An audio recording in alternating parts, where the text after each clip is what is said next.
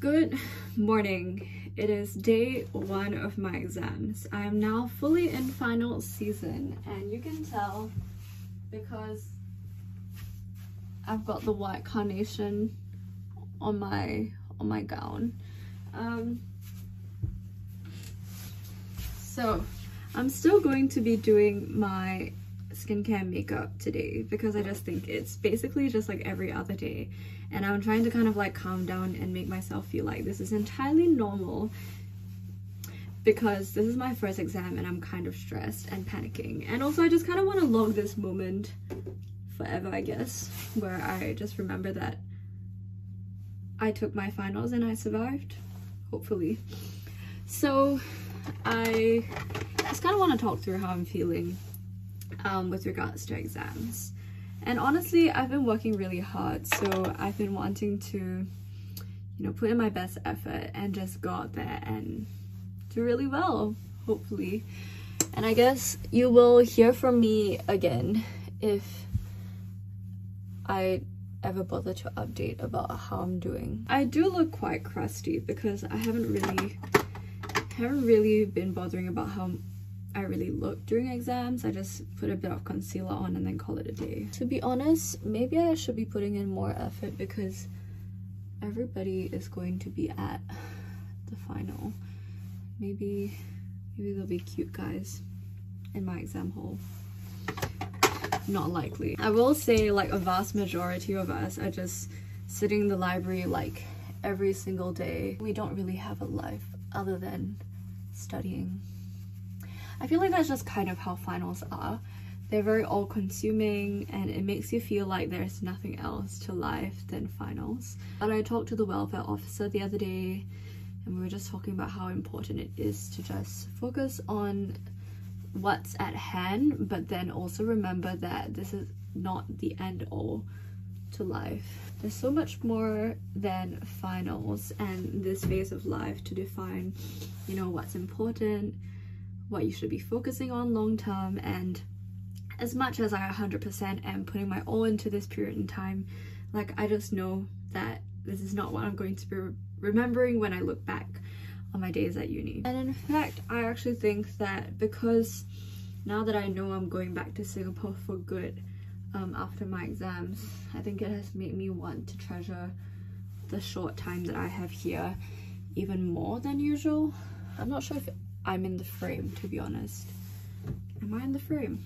I think that being a finalist right now and trying to think about, you know, exams and where we're going and what we're going to be doing after uni is kind of a lot of pressure. I mean, I know personally, you know, that I have a job, and actually the pressure is kind of when I'm going to move back, how I'm going to move back, and you know, all the pressures that come with working life. But at the same time, like, I'm continually reminding myself that I just have to kind of like treasure the moment, like live in the moment, and just kind of enjoy and dwell on what is actually happening rather than like worrying about the future constantly. I think I definitely struggle with a lot of anxiety regarding like what's going to come in the far future, and that is something that has been the case like ever since I was a little girl growing up. Like I've always been very concerned with, you know, what is going to happen to me in like 5 years, like 10 years. Am I going to be ready for it? How can I get ready for it? And to be honest, if I've learned anything at uni, it's that you shouldn't think too hard about these things.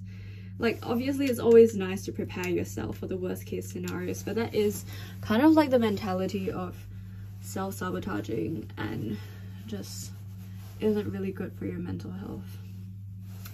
You know, I say that, but I feel like I definitely still do all these things. Like I definitely worry way too much about the future, about my position in all these changes, and yeah, I think about these like every day.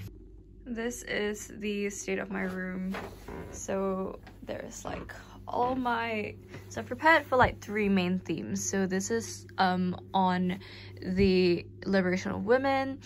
This is on internal divides and pan-Arabism in the 1950s to 60s.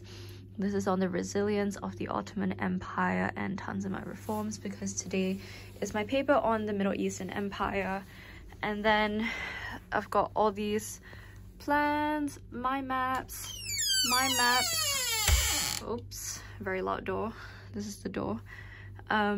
This is my mind map on Arab nationalism before 1948. And then this is my mind map on gender in the Middle East.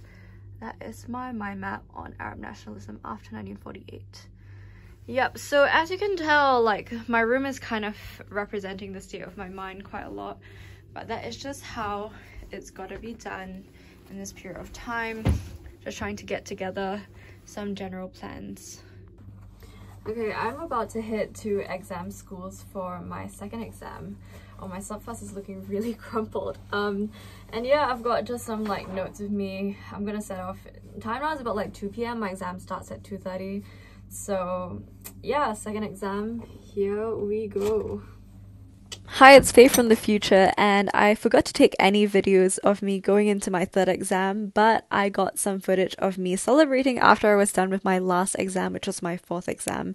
And yeah, I have finished my last exam and I got trashed, and it's so crazy. I can't believe that I'm done. Like, honestly, like, this is crazy. And yeah, I've actually I look crazy. I'm done with finals now, and yeah, my friends trashed me. So like, all of this, goodbye. Goodbye. I'm done. I probably never have to take an exam in my life ever again. It's so crazy. Eric is coming. That's what your mom said. That was really anticlimactic. That's also what your mom said. Okay. Woo! Okay.